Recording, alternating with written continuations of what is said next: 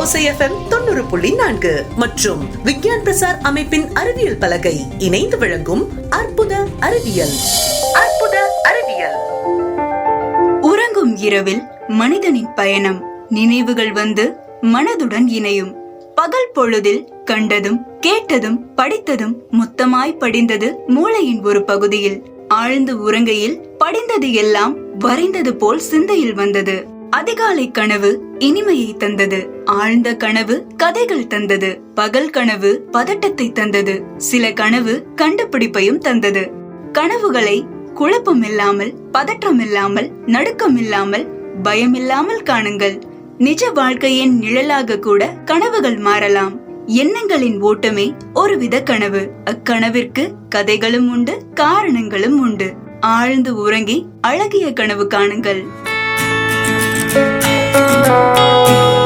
என்னப்பா இது, நிகழ்ச்சி தொடக்கத்திலே ஒரு கவிதை, அதுவும் கனவை பத்தி இருக்குன்னு யோசிக்கிறீங்களா? நம்ம APJ அப்துல் கலாம் ஐயா ஒரு வாக்கியம் சொல்லியிருப்பாங்க, தூக்கத்தில் வருவது கனவு அல்ல, உங்களை தூங்க விடாமல் செய்வதே கனவு அப்படின்னு.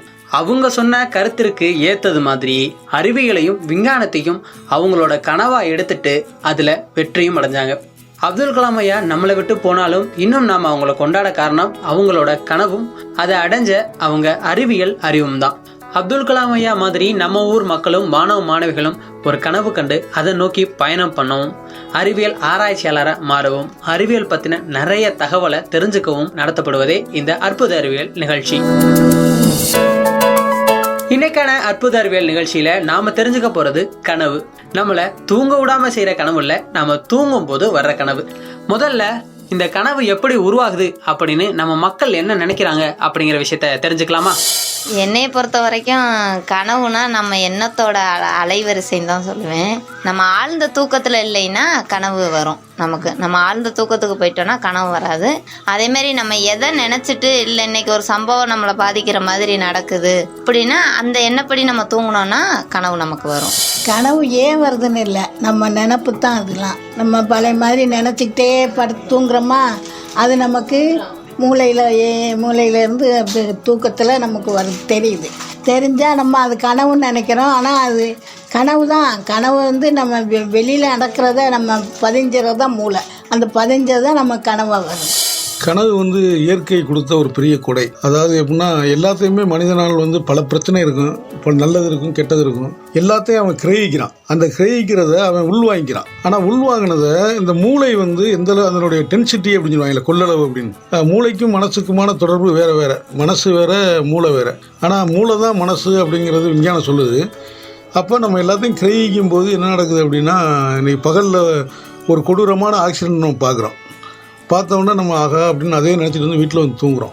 தூங்கும்போது அது அப்படியே ரிஃப்ளெக்ஸ் ஆகி அந்த நினைப்பிலே நம்ம தூங்குறதுனால நமக்கு நைட் நல்லா உறக்கம் வரும்போது அந்த மாதிரி ஆக்சிடெண்ட் வேறு விதமாக நமக்கு தெரியும். ஒரு ஆக்சிடெண்ட்டாக தெரியாமல் அதே இது ஒரு பெரிய மலையிலேருந்து குதிக்கிற மாதிரி நம்மளுக்கு அது ஏற்படுற மாதிரி ஒரு இதை ஏற்படுத்தி அது சமநிலை கொண்டு வந்துடும். இது ஒரு யதார்த்தமான மூளையினுடைய விஷயம். அது நம்மளோட ஆழ்ந்த தூக்கத்துல வரும் அழகான கனவுகளை பத்தியும் அதுக்கு பின்னாடி இருக்கிற அறிவியலையும் தெரிஞ்சிட்டு இருக்கோம். நாம தூங்கும் போது நமக்கு கனவு வரும்ல, அந்த கனவுல நாம தானே ஹீரோ. நடக்கலாம், பறக்கலாம், கடலுக்குள்ள போய் வாழலாம். பார்த்த விஷயங்கள் கொஞ்சமாகவும் பார்க்காத விஷயங்கள் நிறையவும் இந்த கனவுல நமக்கு தோணும். இப்படி கனவுகளை பத்தின நிறைய விஷயங்களை நம்ம இன்னைக்கே தெரிஞ்சுக்க போறோம். எனக்கு அடிக்கடி ஒரு கனவு வரும். என்ன கனவுனா, நம்ம ஊருக்குள்ள ஒரு உருவமே தெரியாத மனிதர்கள் எல்லாரையும் அடிச்சிட்டு இருப்பாங்க. நான் ஒரு சூப்பர் ஹீரோ மாதிரி மாறி எல்லாரையும் அடிச்சு ஓட விடுவேன். எல்லாரும் என்னை பார்த்து பயந்து ஓடினதுக்கு அப்புறம் எல்லா மக்களும் என்னை கொண்டாடுவாங்க. அப்புறம் ஸ்கூல்ல கூப்பிட்டு எனக்கு ஒரு பேனா பரிசா கொடுப்பாங்க. எல்லா பாடத்திலையுமே என்னை பாஸ் பண்ணி விட்டுருவாங்க. இந்த மாதிரி காமெடியான கனவுனா பல வந்திருக்கும். ஆனா இப்படிப்பட்ட கனவுகள் இல்லாம பல கண்டுபிடிப்புகளே இந்த கனவுல இருந்து தான் உருவாயிருந்திருக்கு. நாம பயன்படுத்துறோம்ல தையல் எந்திரம், அது எலியாஸ் ஹோவ் அப்படின்ற கண்டுபிடிப்பாளர் தூங்கும் போது அவங்க கனவுல இருந்து வந்த ஐடியா தானா. அதே மாதிரி கூகுள், வேதியியல் கால அட்டவணை, இன்சுலின் மருந்து, DNA, இன்னும் நிறைய விஷயங்கள், அதுக்கான ஐடியா எல்லாம் அவங்க கனவுல இருந்து கிடைச்சதாம். பாத்தீங்களா கனவோட பவரை? இந்த கண்டுபிடிப்புகள் மாதிரி சில கனவுகள் எப்பவாச்சும் ஒரு தடவை வரும். ஆனா சில கனவுகள் அடிக்கடி நமக்கு வந்துட்டே இருக்கும். அப்படி நம்ம மக்களுக்கு அடிக்கடி என்ன மாதிரியான கனவுகள் ஏற்படும் அப்படின்னு மக்கள் சொல்லியிருக்காங்க. அதை தெரிஞ்சுக்கலாமா? என் பேர் வாஸ்கோடகாமா. நான் பிரான்ஸ்நகரில் இருக்கேன்.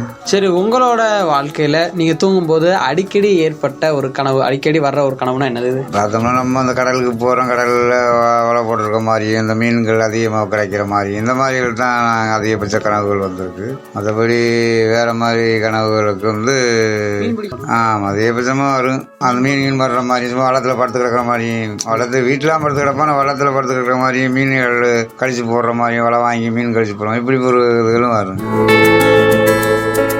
வணக்கம் தம்பி, என்னோட பேர் நதி. நான் வந்து புயல் காப்பகத்தில் இருக்கேன். சரி, உங்களுக்கு அடிக்கடி ஏற்படுற ஒரு கனவுனா அது என்னது? அடிக்கடி ஏற்படுற கனவுனா கல்யாண கனவு தான் எனக்கு அடிக்கடி வரும். திடீர்னு யாருக்காவது கல்யாணம் நடக்கிற மாதிரி அந்த மாதிரி தான் அடிக்கடி வரும். இல்லைன்னா சண்டை காட்சிகளில் கனவு வரும். அந்த ரெண்டும் தான் வரும். வேறு எதுவும் நம்ம அவ்வளோவா வந்ததில்லை. மற்றபடி கனவு வரும், மறந்துடுவோம். நம்ம நைட்டு ஃபுல்லாகவே கனவாக தான் இருக்கும். நம்ம அது காலையில் எழுந்திரிச்சு பார்த்தோம்னா அது யாவும் வராது, நம்ம மறந்துடுவோம். என் பேர் சகாயம்.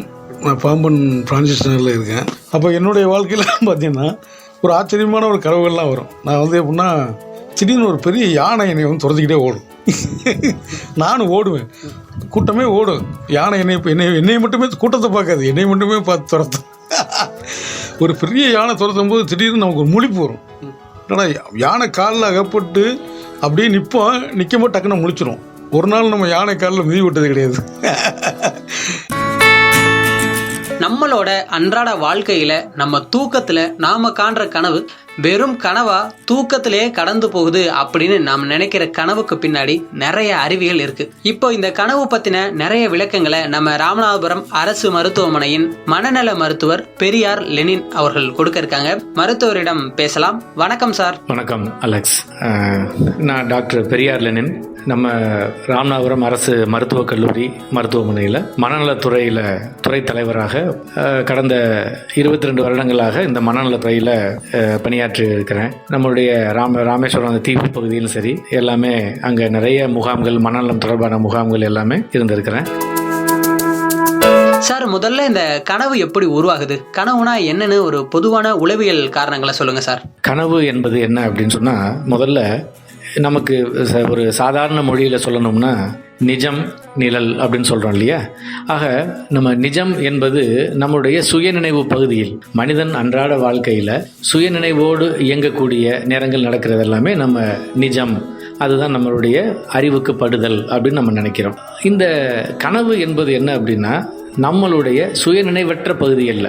மனிதனுடைய பகுதி மூளையில் பார்த்தீங்கன்னா 2 பகுதி, சுயநினைவுள்ள பகுதி, சுயநினைவற்ற பகுதி, கான்ஷியஸ் மைண்ட், அன்கான்ஷியஸ் மைண்ட் சொல்லுவோம். இந்த சுயநினைவற்ற பகுதியில் நம்முடைய அன்றாட வாழ்க்கையில் நம்முடைய மனிதனுடைய ஒவ்வொரு அங்கத்திலும் பார்த்தீங்கன்னா நிறைய விஷயங்கள் வந்து நம்மளுடைய கண்ட்ரோலுக்கு மீறி அது என்ன செய்யும் அப்படின்னா, நம்முடைய ஆசைகள், நம்முடைய எதிர்பார்ப்புகள், நம்மளுடைய தோல்விகள், பிரச்சனைகள் இப்படி அடுக்கிக்கிட்டே போகலாம். இது எல்லாமே எங்கே போகுது அப்படின்னு சொல்லும்போது, மூளையில் ஒரு கற்பனையாக இருக்கக்கூடிய ஒரு குப்பை தொட்டி மாதிரி, ஒரு ட்ராஷ் மாதிரி, அதில் போய் என்ன பண்ணுது அப்படின்னா, இந்த ஆசைகள், நிராசைகள், நம்ம எதிர்பார்க்கக்கூடிய விஷயங்கள் நடக்காதது, இது எல்லாம் போய் எங்கே போய் ஸ்டோர் ஆகுதுன்னு சொன்னால், இந்த மாதிரி ஒரு டஸ்ட்பின் மாதிரி ஒரு இடத்துல போய் அது குப்பைகள் மாதிரி சுயநினைவற்ற பகுதியில் அது போய் அது போய் உட்காந்துக்குது. ஆக இது எப்போ ஆகுது அப்படின்னா, நம்முடைய ஆழ்ந்த தூக்கத்தில் போகும்போது நம்மளை அறியாமல் என்ன பண்ணுது அப்படின்னா, நம்மளுடைய சுயநினைவற்ற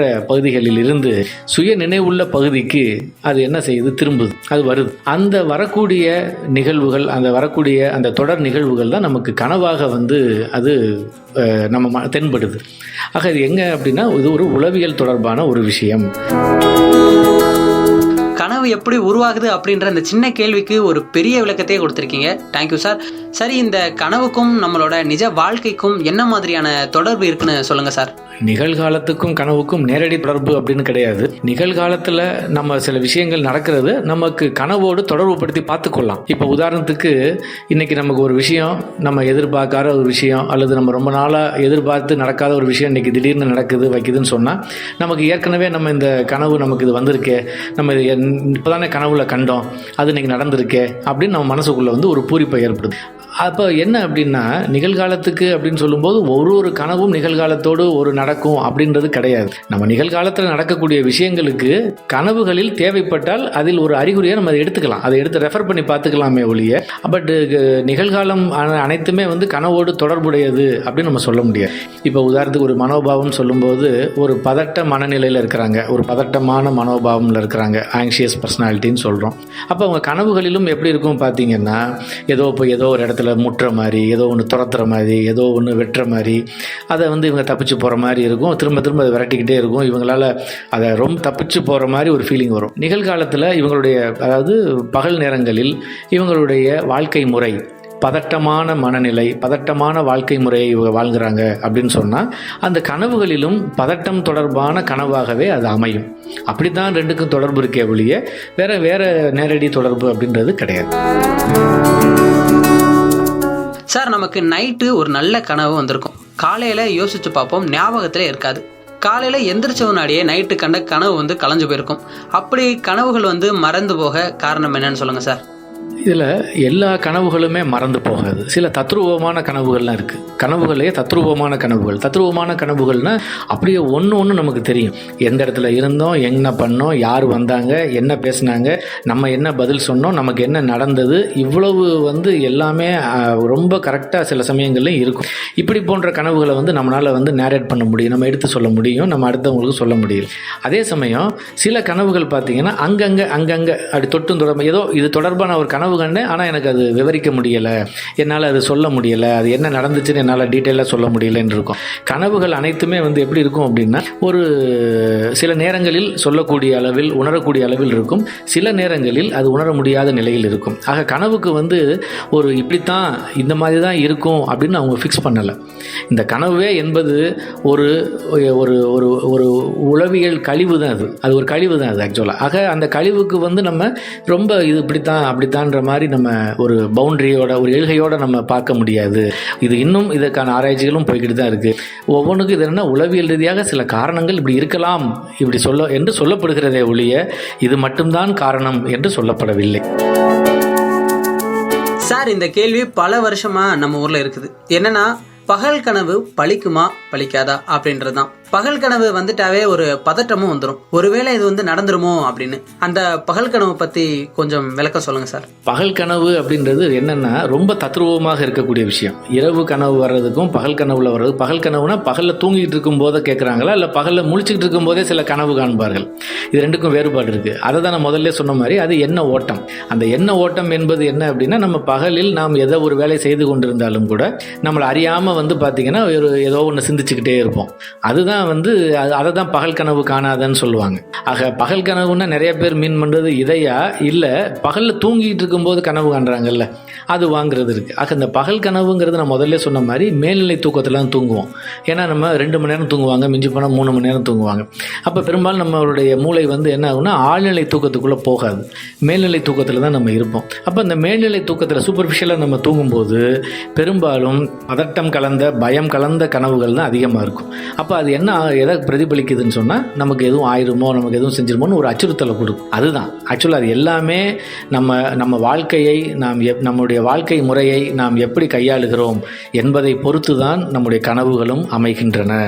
ஆக கனவுகளுக்கு என்று ஒரு தனிப்பட்ட ஒரு முக்கியத்துவம், தனியாக அதை ஆராய்ச்சி பண்ணி அதை யோசித்து அதை ஃபீல் பண்ணிகிட்டு இருக்க தேவையில்லை.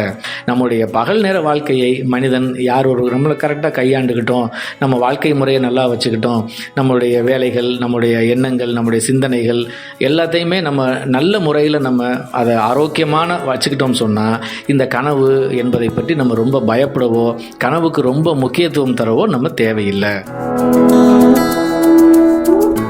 கனவை பற்றி நான் மக்கள்கிட்ட பேசும்போது நிறைய பேர் ஒரு விஷயத்த சொன்னாங்க. கனவுல ஒரு கெட்ட விஷயம் நடக்கிற மாதிரி வந்தால் நிஜத்தில் நல்லது நடக்கும், கனவுல நல்லது நடக்கிற மாதிரி வந்தால் நிஜத்தில் ஏதாவது கெட்ட விஷயம் நடந்துடும். இப்படி சில விஷயங்களை வந்து நம்ம மக்கள் நம்புகிறாங்க. இது உண்மைதானா? இதுக்கான காரணம் என்ன அப்படின்னு சொல்லுங்கள் சார். இது எல்லாமே எப்படின்னா, ஒரு குருவி உட்காந்து பனம்பழம் விழுந்த மாதிரின்னு சொல்லுவாங்க. அதாவது இது எல்லாமே எல்லாருக்கும் எல்லா நேரங்களிலும் இது போன்று நடப்பது இல்லை. ஒரு சிலருக்கு ஒரு சில சமயங்களில் அவங்களுடைய கனவுகளில் இருந்து அவர் நிஜ வாழ்க்கையில் ஒரு விஷயங்கள் நடக்கும் பொழுது அது இதனுடைய பிரதிபலிப்பாக இருக்குமோ அப்படின்ற ஒரு நம்பிக்கை, இது ஒரு ஒரு கலாச்சார நம்பிக்கை, இட்ஸ் எ கல்ச்சுரல் பிலீஃப்னு சொல்லுவோம். அது பொதுமக்கள்கிட்ட இது நிறைய இருக்குது. தொன்று தொட்டு இதற்கான கனவுகளை பற்றிய ஒருத்தவங்களும் ஒரு மாதிரியான அதுக்கான விளக்கங்கள் நம்ம சமுதாயத்தில் நம்பப்படுவது, நம்முடைய மக்கள்கிட்ட இருக்கக்கூடிய பெரும்பாலான நம்பிக்கைகள் அந்த மாதிரி அமைஞ்சிருக்கும். அப்போ ஒவ்வொருத்தருக்கும் ஒரு என்ன செய்வாங்கன்னா, இதுக்கு இதுதான் காரணம், இப்படி இப்படி ஒரு கனவு வந்திருக்குன்னா இது இப்படி நடக்கும் அப்படின்னு சொல்லி தொன்று தொட்டு இது சொல்லி வந்திருக்கக்கூடிய ஒரு விஷயம். கனவுகளில் அப்படி என்றும் நம்ம ஒரு கனவு இப்படி இருந்துச்சுன்னு சொன்னால் கண்டிப்பாக இப்படி நடந்துக்கணும் அப்படின்னு ஒரு நிர்பந்தமோ ஒரு நெருக்கடியோ கிடையாது. அப்படி இருக்கலாம், வரலாம் அப்படின்னு தான் சொல்லலாமே ஒழிய கண்டிப்பாக அது இப்படி இருக்கும் அப்படின்னு நம்ம சொல்ல முடியாது. இந்த விளக்கம் உண்மையிலேயே எனக்கு ஒரு தெளிவை கொடுத்துச்சு சார். அடுத்த கேள்வி என்னன்னா, நம்ம சின்ன வயசுல இருந்தே சிறுநீர் கழிக்கிற மாதிரி கனவு வந்துச்சுன்னா சில நேரம் நிஜமாவே நம்ம படுக்கையில சிறுநீர் கழிச்சிட்டோம். இதுக்கான காரணம் என்ன சார்? பொதுவாக இந்த கனவு எங்கே வருது அப்படின்னா, இதில் ஒரு மனசுக்கு சந்தோஷமான சுகமான கனவுகள், வலிய ஒரு சுமையான கனவுகள் அல்லது கஷ்டமான கனவுகள் ரெண்டாக பிரிக்கலாம். நம்மளுடைய தூக்கத்தில் பொதுவாக 2 பகுதி இருக்குது. மேல்நிலை தூக்கம், ஆழ்நிலை தூக்கம். சூப்பர்ஃபிஷியல் ஸ்லீப், டீப் ஸ்லீப்னு சொல்லுவோம். இந்த சூப்பர்ஃபிஷியல் ஸ்லீப்பில் மேல்நிலை தூக்கத்தில் பெரும்பாலும் பார்த்திங்கன்னா பதட்டமாக, பயமாக, ஒரு மாதிரி அச்சுறுத்தலாக கொடுக்கக்கூடிய கனவுகளாக வரும். அதாவது தூங்கி கொஞ்ச நேரத்தில் பார்த்திங்கன்னா நம்ம மேல்நிலை தூக்கத்திலே தான் இருப்போம். பெரும்பாலும் அந்த ஆரம்ப நிலை தூக்கம், இப்போ ஒரு 9-10 மணிக்கு நம்ம படுக்கிறோம் அப்படின்னா 1 மணி 2 மணி வரைக்கும் நமக்கு எப்படி அந்த கனவுகள் இருக்கும்னா பெரும்பாலும் அதிர்ச்சியாக, பயம் கொடுக்குற மாதிரியாவே தான் இருக்கும். நம்ம மனசு, நம்முடைய மூளை ஆழ்நிலை தூக்கத்துக்குள்ளே எப்போ போகும்னா அதிகாலையில் அல்லது ஒரு மணி 2 மணிக்கு மேலே ஒரு 4-5 மணிக்குள்ளே பார்த்திங்கன்னா இது ரொம்ப ஆழ்நிலை தூக்கத்துக்குள்ளே நம்ம போகும். அந்த ஆழ்நிலை தூக்கத்துக்குள்ளே போகும்போது நமக்கு மனசுக்கு சந்தோஷம் தரக்கூடிய, நமக்கு மனசில் ஒரு நல்ல ஒரு பூரிப்பு தரக்கூடிய அப்படிப்பட்ட கனவுகள் தான் அதிகமாக வரும். அதில் இந்த சிறுநீர் தொடர்பான விஷயங்கள் சொல்லும்போது பொதுவாக நம்ம இது எல்லாருக்கும் கிடையாது. கொஞ்சம் பதட்ட மனநிலையில் இருக்கிறவங்க, பதட்டமாக சூழல் இருக்கிறவங்க நைட் நிறைய தண்ணி குடிச்சிட்டு தூங்குறாங்க அப்படின்னு சொன்னால் அப்போ என்ன ஆகுனா அவங்களுக்கு பிளாடர் யூரினரி பிளாடர் ஃபில் ஆகி அப்படி இருக்கும். அது யூரினரி பிளாடர் அப்படின்றது சிறுநீர் பை, அதான் அந்த அதில் அந்த நீர் தேங்கி இருக்கும், அந்த யூரின் தேங்கி இருக்கிறது. அப்போ கனவுல ஒரு யூரின் போகக்கூடிய ஒரு நினைப்பு வரும்போது இயல்பாகவே அவங்க கரெக்டாக பார்த்தீங்கன்னா அந்த மேல்நிலை தூக்கத்தில் தூங்கிட்டு இருப்பாங்க, மேலோட்டமாக தூங்கிட்டு இருப்பாங்க. அந்த சமயம் என்ன ஆகும்னா ஏற்கனவே பிளாடர் ஃபில்லாக இருக்கிறதுனால அது நமக்கு அந்த உணர்வு நம்மளால் உணர முடியும். அந்த கனவினுடைய உணர்வுகள் நமக்கு தெரிய வரும். அப்போ ஆட்டோமேட்டிக்காக நம்மளை அறியாமல் என்ன செஞ்சிருவோம், அந்த யூரின் பாஸ் பண்ணுறது இருக்கும். சார், நம்ம தூங்கும் போது நம்மளோட மைண்டில் வர்றது மட்டும்தான் கனவா, இல்லை நம்ம முழிச்சிருக்கும் போது, இல்லை ஒரு இடத்துல போய் உட்காந்துருக்கும் போது நம்ம மைண்டில் ஒரு விஷயம் ஓடிட்டே இருக்கே, அது என்ன சார்? அது ரெண்டுக்குள்ள தொடர்பு என்ன சார்? ஆக்சுவலாக இது கனவு கிடையாது, இது சிந்தனை ஓட்டம் என்று சொல்வது. சிந்தனை ஓட்டம், இந்த சிந்தனை ஓட்டம் என்பது ஒவ்வொரு மனிதனுக்கும் நம்மளுடைய செயல்கள் ஒரு பக்கம் இருந்து கொண்டிருந்தாலும் கூட நம்முடைய மனம் பார்த்திங்கன்னா சிந்தனை பகுதியில் ஒரு இயற்கையாகவே சில பேர் பழகியிருப்பாங்க. எப்படி பழகியிருப்பாங்கன்னா சிந்திச்சே பழகிட்டு இருப்பாங்க. அதாவது மனிதனுடைய மூளையில் 3 விஷயங்கள் நம்ம பார்க்கலாம் மனமில்: சிந்தனை, உணர்ச்சி, செயல் என்று சொல்லுவோம். அதில் சில பேர் உணர்ச்சி வசப்படக்கூடியவங்களாக இருப்பாங்க, அவங்களுக்கு சிந்தனையும் செயலும் குறைவாக இருக்கும். சில பேர் சிந்தனைவாதிகளாக இருப்பாங்க, அவங்களுக்கு உணர்ச்சியும் செயலும் கம்மியாக இருக்கும். சில செயல் வடிவத்தில் ரொம்ப வேகமாக இருப்பாங்க, அவங்க ரொம்ப உணர்ச்சி வசப்படவோ அல்லது சிந்தனையோ ரொம்ப குறைவாக இருக்கும். அப்போ என்ன அப்படின்னா, யார் எதை முதன்மையாக கையாளுகிறோமோ அவர்களுடைய இயல்பு எதை முன்னிறுத்தி இருக்கிறதோ அது மாதிரி தான் அவங்க இருப்பாங்க. அப்போது அந்த மைண்டில் மனசில் நமக்கு என்ன ஓட்டம் என்பது என்ன அப்படின்னா, நம்முடைய எண்ணங்கள் பெரும்பாலும் நம்மளை அறியாமல் ஒரு விஷயத்தை நோக்கி நாம் சிந்தனை செய்து கொண்டே இருப்பதுக்கு பேர் எண்ண ஓட்டம். இதுக்கும் கனவுல நான் முதலே சொன்ன மாதிரி பகல் நேரத்தில் நாம் எந்த அளவுக்கு ஒரு விஷயத்துக்கு முக்கியத்துவம் தருகிறோமோ அது தொடர்பான விஷயங்கள் நம்முடைய கனவுகளில் பிரதிபலிக்கும். மற்றபடி கனவு வேறு, நம்முடைய எண்ண ஓட்டம் என்பது வேறு. உங்களுக்கு ரொம்பவே நன்றி சார். எங்களுக்காக நேரம் ஒதுக்கி நம்ம மக்களுக்காக, நம்ம கடலோசை எஃப்எம்முக்காக கனவு பற்றின நிறைய விளக்கங்களை கொடுத்தீங்க. நன்றி சார். நன்றி அலெக்ஸ், நன்றி. ஒரு சின்ன கனவுக்குள்ள எவ்வளவு விஷயங்கள் இருக்கு, வித்தியாசமான எண்ணங்கள், வித்தியாசமான கேள்விகள், அதற்கு வித்தியாசமான விளக்கங்கள்னு எனக்கு இந்த நிகழ்ச்சி ரொம்பவே பிடிச்சது. இன்னைக்கு நம்ம நிகழ்ச்சியில தங்களோட கனவுகளை பத்தின அவங்களோட கருத்துக்களை சொன்ன மக்களுக்கும், இந்த கனவு பத்தின உளவியல் விளக்கங்களை கொடுத்த நம்மளோட மருத்துவர் பெரியார் லெனின் அவங்களுக்கும் நன்றி தெரிவிச்சுட்டு, இவ்வளவு நேரம் நீங்க கேட்டுட்டு இருந்தது நம்ம கடலோசை FM 90.4 மற்றும் விக்யான் பிரசார் அமைப்பின் அறிவியல் பலகை இணைந்து வழங்கிய அற்புத அறிவியல் நிகழ்ச்சியை தொகுத்து வழங்கினது நான் அலெக்ஸ் பாண்டியன். இப்போ நான் கிளம்ப வேண்டிய நேரம் வந்துடுச்சு. மீண்டும் அடுத்த வாரம் உங்களை வேற ஒரு நிகழ்ச்சியில சந்திக்கிறேன். நன்றி, வணக்கம்.